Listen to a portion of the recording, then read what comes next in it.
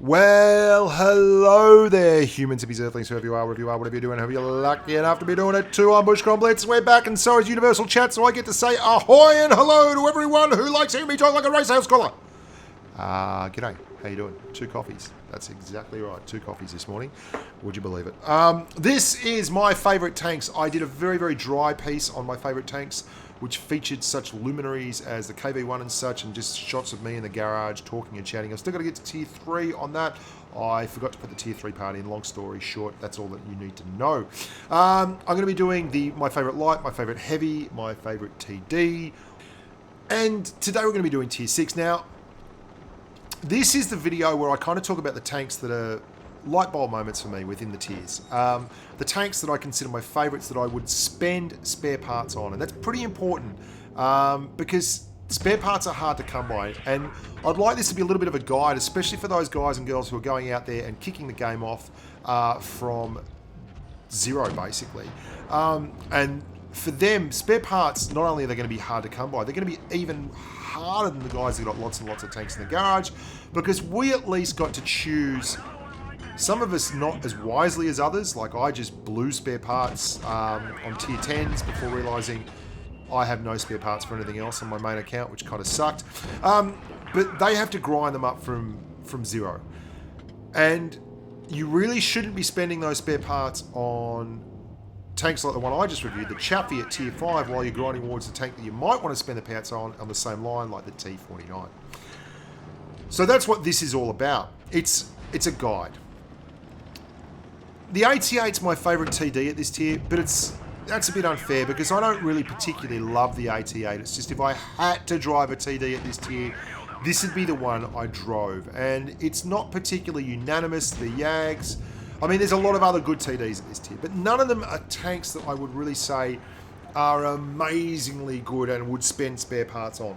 The 88 is certainly what I'd call an overpowered tank when you use it right, because it's so strong armor-wise and has such a good gun that does lovely bits of damage. It pumps out a fair chunk of damage per minute. But it's not the tank that I really want to talk to you about today. The tank I really want to talk to you about today kind of covers both the TD area and the heavy tank area, because I am, of course, talking about the KV-2. And the KV-2 is all kinds of fun on a stick. And we're going to have a look at exactly why the KV-2 is fun. Now, the KV-2 is another one of those tanks that, I mean, you could play it wrong and it'd still be right. It's got a 152mm gun, which is a common characteristic of a lot of tanks that I like. Oh my goodness. I'm just going to look at this thing. It does so much damage. It does all the damages. 152mm with 960 average damage on your high explosive. And really, that's what you're going to be firing. It means that if they have a bad armor profile and you get them in the right spot, you're going to sit them down. And you're going to sit them down hard. Watch this poor VK2801. I'm going to wait until he shows me broadside in purely nautical terms, and then I'm going to take all his hit points and put them in my back pocket. And like, these kind of shells, they send big messages to ammo racks and engines. They set you on fire. They do all kinds of nasty things. It's basically a tank that can one-shot other same tier tanks. And who doesn't like one-shotting other same tier tanks?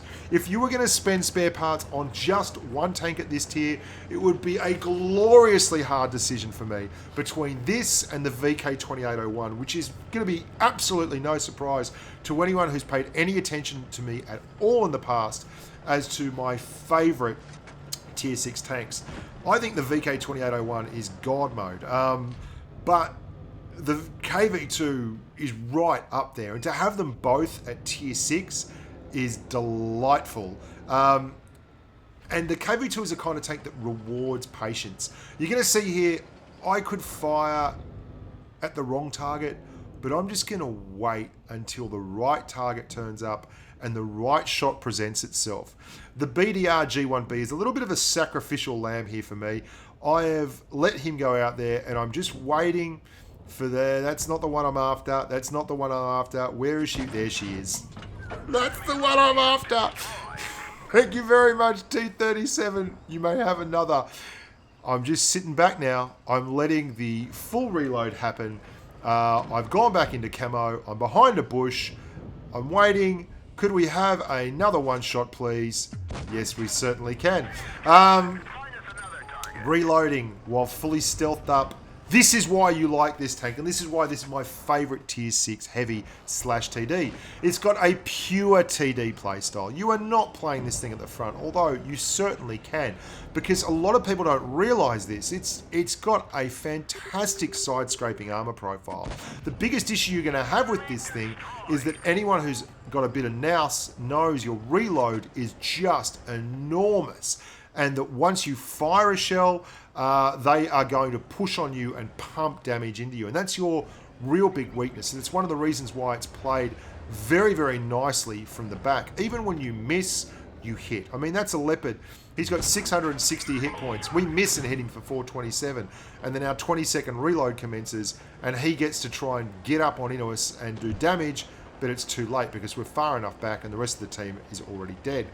And there is nothing more satisfying than just the ka-thump as Stalin's will hits another one of the lighter tanks in the game and leaves a very, very brown, nasty mark.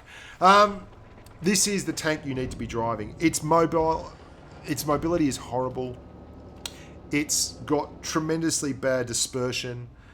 It's just, look at the aim time. The aim time is so bad. I'm waiting. It's patience personified. Thank you very much. Thank you very, very much. There's one shot for one kill. There's another KV2 there. There's no point being in harm's way. Withdraw. I withdraw my argument, sir. I'm just going to wait.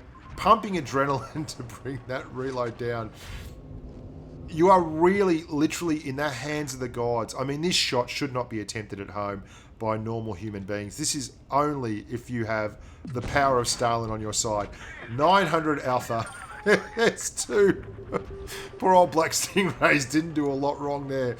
You've only got to be unlucky once when you're fighting the KV2. And he's great sportsman, he says. Good shot. Good on him. We're pushing forward now. We've had 2 shots and we've had 2 kills. Let's go for 3 shots in 3 kills.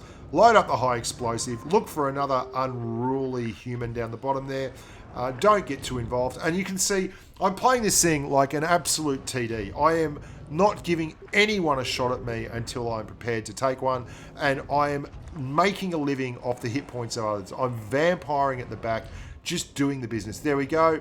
Pro Decoy is doing excellent work in the T-34-85 victory, earning the credits right in the back of the ARL 44. 3 shots for 3 kills. It is stupidly hilarious. Driving this thing is slow.